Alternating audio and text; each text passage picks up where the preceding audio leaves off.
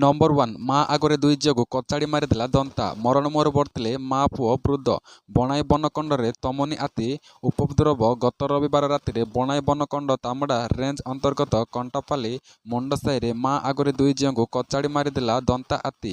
ତେବେ ମରଣ ମୁହଁରୁ ବର୍ତ୍ତି ଯାଇଛନ୍ତି ମା ପୁଅ ଓ ଜଣେ ବୃଦ୍ଧ। ମୃତ ହେଲେ ବର୍ଷିତ ମୁଣ୍ଡାଙ୍କ ଝିଅ ସ୍ଥାନୀୟା ମୁଣ୍ଡା ଓ ଚାନ୍ଦିନୀ। ହାତୀ ଆକ୍ରମଣରେ ବର୍ଷୀଙ୍କ ଘର ମାଟିରେ ମିଶିଯାଇଛି। କ୍ଷତିପୂରଣ ଦାବିରେ ଉତ୍ତେଜିତ ଗ୍ରାମବାସୀ ବିପକ୍ଷରେ ପ୍ରଦର୍ଶନ କରିଥିଲେ। ଅନ୍ତିମ ସଂସ୍କାର ପାଇଁ ବନ ବିଭାଗ ଲକ୍ଷେ ଟଙ୍କା ଓ ବଣାଇ ବିଧାନ ଲକ୍ଷେ ଟଙ୍କା ମୁଣ୍ଡା 10,000 ଟଙ୍କା ଦେବା ପରେ ଅପରାହ୍ନ 3ଟାରେ ପରିସ୍ଥିତି ଶାନ୍ତ ପଡ଼ିଥିଲା। ଗୋରୁଣ୍ଡିଆ ପୁଲିସ ଦୁଇ ଭଉଣୀଙ୍କ ଶବ ଜବତ କରି ବ୍ୟବଚ୍ଛେଦ ପରେ ପରିବାର ଲୋକଙ୍କୁ ହସ୍ତାନ୍ତର କରିଛି। ନମ୍ବର 2 ସିରିଆରେ ଭିଡ଼ିଓ ପୂର୍ବରୁ ରାଷ୍ଟ୍ରପତି ଅସଦଙ୍କ ବଡ଼ ଗେମ୍। ଦେଶରୁ କୋଟି କୋଟି ଟଙ୍କା ନେଇ ଫେରାର ହୋଇଥିବା ସୂଚନା। ସିରିଆରେ ଗୃହଯୁଦ୍ଧ ପରେ ରାଷ୍ଟ୍ରପତି ବସର ଅଲ ଅସଦ ରୁଷିଆ ଶରଣରେ ପଶିଛନ୍ତି। ଏହାରି ଭିତରେ ଏକ ବଡ଼ ଖୁଲାସା ହୋଇଛି। ରୁଷ ଯିବା ପୂର୍ବରୁ ଅସଦ ପ୍ରାୟ 200 ମିଲିୟନ ୟୁରୋ ସିରିଆରୁ ମାସ୍କ ଟ୍ରାନ୍ସଫର କରିଛନ୍ତି। 2018ରୁ ସେ ଏହି ଅର୍ଥରାଶି ମାସ୍କ ଟ୍ରାନ୍ସଫର ପ୍ରକ୍ରିୟା ଆରମ୍ଭ କରିଥିଲେ। ଗୃହଯୁଦ୍ଧ ଜାରି ରହିଥିବା ସମୟରେ ଅସଦ ବହୁ ପରିମାଣରେ ଅର୍ଥରାଶି ସିରିଆରେ ବାହାରକୁ ପଠାଇଥିବା ଜଣାପଡ଼ିଛି। କୁହାଯାଉଛି ଯେ ପାଖାପାଖି 2 ଟନ୍ ଓଜନର 100 ଓ 500 ୟୁରୋ ଟନ୍କୁ ମସ୍କୋ ସ୍ଥାନାନ୍ତର କରିଛନ୍ତି ଅସଦ। ଏହି ଅର୍ଥ ସିରିଆରେ ସେଣ୍ଟ୍ରାଲ ବ୍ୟାଙ୍କରୁ ରୁଷିଆ ରିଜର୍ଭ ବ୍ୟାଙ୍କକୁ ପଠାଯାଇଛି। ଏନେଇ ଚାଞ୍ଚଲ୍ୟକର ଖୁଲାସା ଆନ୍ତର୍ଜାତିକ ଗଣମାଧ୍ୟମରେ ହୋଇଛି। ନମ୍ବର 3 ନୂଆବର୍ଷରେ ଭାରତକୁ ବଡ଼ ଉପହାର ଦେବେ ପୁଟିନ। ଭାରତ ଏବଂ ରୁଷିଆ ମଧ୍ୟରେ ଗୁରୁତ୍ୱପୂର୍ଣ୍ଣ ସମ୍ପର୍କ ଆଜି ସମଗ୍ର ବିଶ୍ୱରେ ଚର୍ଚ୍ଚାର ବିଷୟ ପାଲଟିଛି। ପ୍ରଧାନମନ୍ତ୍ରୀ ନରେନ୍ଦ୍ର ମୋଦି ଏବଂ ରୁଷିଆ ରାଷ୍ଟ୍ରପତି ଭ୍ଲାଦିମିର ପୁଟିନଙ୍କ ମଧ୍ୟରେ ଦୁଇ ଦେଶ ମଧ୍ୟରେ ସମ୍ପର୍କକୁ ପୂର୍ବ ଅପେକ୍ଷା ଭଲ ଏବଂ ମଜବୁତ କରିବା ପାଇଁ ଅନେକ ସମୟରେ ଆଲୋଚନା ହୋଇଥାଏ। ବର୍ତ୍ତମାନ ରୁଷିଆରେ ପୁଣି ଥରେ ବନ୍ଧୁତ୍ୱପୂର୍ଣ୍ଣ ସମ୍ପର୍କର ଏକ ଉଦାହରଣ ସୃଷ୍ଟି କରିଛି ଏବଂ ଭାରତୀୟମାନଙ୍କୁ ଏକ ବଡ଼ ଉପହାର ଦେଉଛି। 2025 ମସିହାରେ ଭାରତୀୟମାନେ ରୁଷିଆକୁ ଭିସାମୁକ୍ତ ଯାତ୍ରା କରିବାକୁ ସମର୍ଥନ ହେବେ। ରୁଷିଆରେ ନୂତନ ଭିସା ନିୟମ ଲାଗୁ ହେବା ପରେ ଭାରତୀୟମାନେ ଭିସା ବିନା ରୁଷିଆ ଯାଇପାରିବେ। ଏହା ପୂର୍ବରୁ ଜୁନ୍ ମାସରେ ରୁଷିଆ ଏବଂ ଭାରତ ପରସ୍ପର ପାଇଁ ଭିସା ପ୍ରତିବନ୍ଧକତା ହ୍ରାସ କରିବା ପାଇଁ ଦ୍ୱିପାକ୍ଷିକ ଚୁକ୍ତି ଉପରେ ଆଲୋଚନା କରିଥିବା ଖବର ପ୍ରକାଶ ପାଇଥିଲା। ନମ୍ବର 4 ସରକାରୀ ଶିକ୍ଷକ ଚାକିରି ପାଇଁ ତୁରନ୍ତ କରନ୍ତୁ ଆବେଦନ। 2129 ପଦବୀ ଖାଲି। ସରକାରୀ ଚାକିରି ଖୋଜୁଥିବା ଆପଣଙ୍କ ପାଇଁ ଖୁସି ଖବର। ରାଜସ୍ଥାନ ଲୋକସେବା ଆୟୋଗରେ ସିନିୟର ଟିଚର ଭର୍ତ୍ତି ପାଇଁ ନୋଟିଫିକେସନ ଜାରି ହୋଇଛି। ଏଠାରେ ସିନିୟର ଟିଚର 2129 ପଦବୀ ଖାଲି ପଡ଼ିଛି।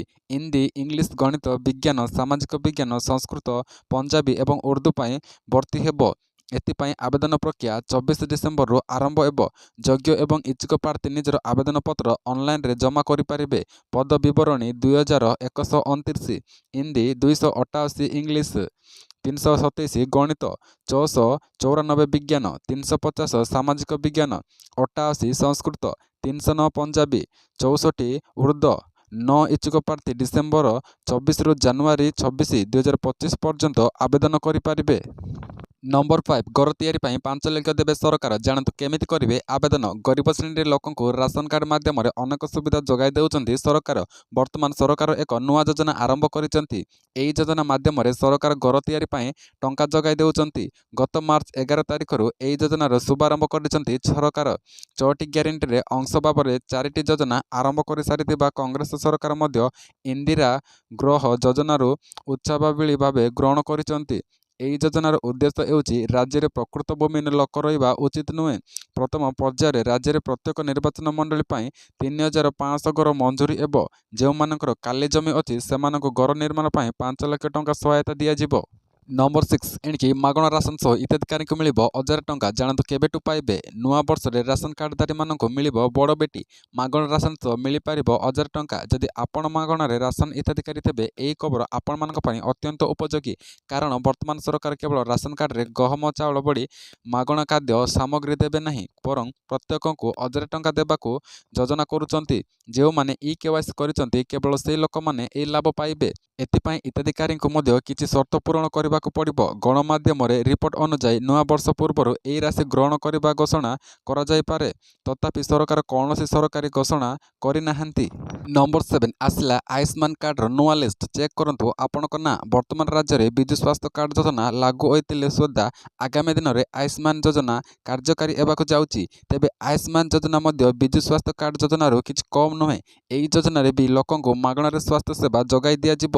ଉଭୟ ଗ୍ରାମାଞ୍ଚଳ ଓ ସହରାଞ୍ଚଳରେ ରହୁଥିବା ବ୍ୟକ୍ତି ନିର୍ବିଶେଷଙ୍କୁ ଏହି ଯୋଜନାରେ ସମସ୍ତ ପ୍ରକାର ଲାଭ ପ୍ରଦାନ କରାଯାଉଛି। ଖାଲି ସେତିକି ନୁହେଁ, ଯେଉଁମାନେ ନିଜ ବାସସ୍ଥାନ ଛାଡ଼ି ବାହାରେ ରହୁଥିବେ ସେମାନଙ୍କୁ ମଧ୍ୟ ଏହି ଯୋଜନାରେ ସମସ୍ତ ପ୍ରକାର ସୁବିଧା ପ୍ରଦାନ କରୁଛନ୍ତି ସରକାର। ତେଣୁ ଯେଉଁମାନେ ଏଯାଏଁ ଆୟୁଷ୍ମାନ କାର୍ଡ଼ ପାଇଁ ଆବେଦନ କରିନାହାନ୍ତି ସେମାନେ ତୁରନ୍ତ ଆବେଦନ କରିପାରିବେ। ନମ୍ବର 8 ଗଣସାଧାରଣରେ ଅଙ୍ଗନବାଡ଼ି କର୍ମୀ ବଡ଼ ନିର୍ଦ୍ଦେଶ ଦେଲେ ଉପମୁଖ୍ୟମନ୍ତ୍ରୀ। ଲେହର PMGରେ ଅଙ୍ଗନବାଡ଼ି କର୍ମୀଙ୍କ ଗଣସାଧାରଣ ସରକାରୀ ମାନ୍ୟତା ସାଙ୍ଗକୁ ଦରମା ବୃଦ୍ଧି ଦାବିରେ ଏକାଠି ହୋଇଛନ୍ତି ହଜାର ହଜାର ଅଙ୍ଗନବାଡ଼ି କର୍ମୀ ଓ ସହାୟିକା। ବହିଷ୍କାର ହୋଇଥିବା କର୍ମୀଙ୍କ ପୁନଃନିଯୁକ୍ତି ନିର୍ବାଚନ ପୂର୍ବରୁ ସରକାର ଦେଇଥିବା ପ୍ରତିଶ୍ରୁତି ଲାଗୁ କରିବା ପାଇଁ ଦାବି କରି ଆନ୍ଦୋଳନ ଓହ୍ଲାଇଛନ୍ତି। ଭୁବନେଶ୍ୱର ଲେହର PMGରେ ଅଙ୍ଗନବାଡ଼ି କର୍ମୀଙ୍କର ଗଣବିକ୍ଷୋଭ ନେଇ ଉପମୁଖ୍ୟମନ୍ତ୍ରୀ ପ୍ରଭାତୀ ପରିଡ଼ା ପ୍ରତିକ୍ରିୟା ରଖିଛନ୍ତି। ଉପମୁଖ୍ୟମନ୍ତ୍ରୀ କହିଛନ୍ତି ଯେ ନୂଆ ସରକାର ଆସିବା ମାତ୍ର 6 ମାସ ହୋଇଛି। ପ୍ରଥମେ ସରକାର ସହ ଆଲୋଚନା କରନ୍ତୁ, ଆଲୋଚନା ପରେ ରାଜସ୍ଥାନକୁ ଆନ୍ଦୋଳନ ପାଇଁ ଆସନ୍ତୁ ବୋଲି ଉପମୁଖ୍ୟମନ୍ତ୍ରୀ ପ୍ରଭାତୀ ପରିଡ଼ା ପ୍ରତିକ୍ରିୟା କରିଛନ୍ତି। ନମ୍ବର 9 ସୁଭଦ୍ରା ଯୋଜନାର ଚତୁର୍ଥ କିସ୍ତିକୁ ସ୍ଥଗିତ ରଖିଲେ ସରକାର। ଡିସେମ୍ବର 25ରେ ମିଳିବାକୁ ଥିବା ସୁଭଦ୍ରା ଯୋଜନାର ଚତୁର୍ଥ କିସ୍ତିକୁ ସ୍ଥଗିତ ରଖିଲେ ସରକାର। ଏବେ ସମ୍ପୂର୍ଣ୍ଣ ଯାଞ୍ଚ ପ୍ରକ୍ରିୟା ଶେଷ ହୋଇନାହିଁ। ଯାଞ୍ଚ ପ୍ରକ୍ରିୟା ଶେଷ କରିନଥିବା ହିତାଧିକାରୀଙ୍କୁ ସରକାରଙ୍କ ଶେଷ ସୁଯୋଗ।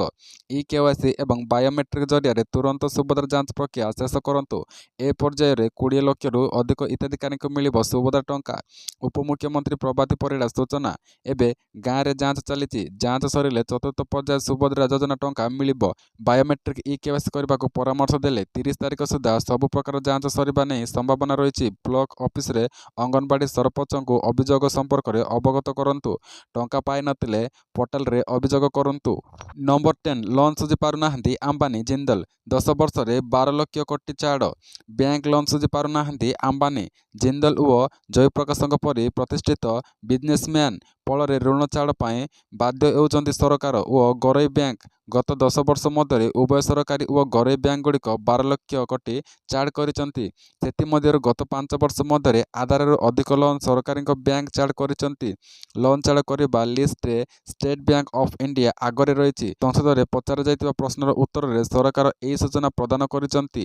ଅର୍ଥ ବିଭାଗ ରାଷ୍ଟ୍ରମନ୍ତ୍ରୀ ପଙ୍କଜ ଚୌଧୁରୀଙ୍କ ସୂଚନା ଅନୁଯାୟୀ 2024 ମସିହା ସେପ୍ଟେମ୍ବର 30 ତାରିଖ ସୁଦ୍ଧା ସରକାରୀ କ୍ଷେତ୍ରରେ ବ୍ୟାଙ୍କଗୁଡ଼ିକରେ ମୋଟ ଅଣପ୍ରଦର୍ଶନ ସମ୍ପତ୍ତି 3,16,331 କୋଟି ଟଙ୍କା।